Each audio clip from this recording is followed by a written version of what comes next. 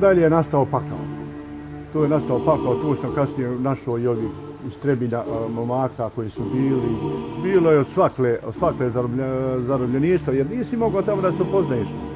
Da se predstavljaš ko si, kako si, nego onako slučajno, mimogred, da progovoriš neku riječ, jer se progovori odmah je da gene.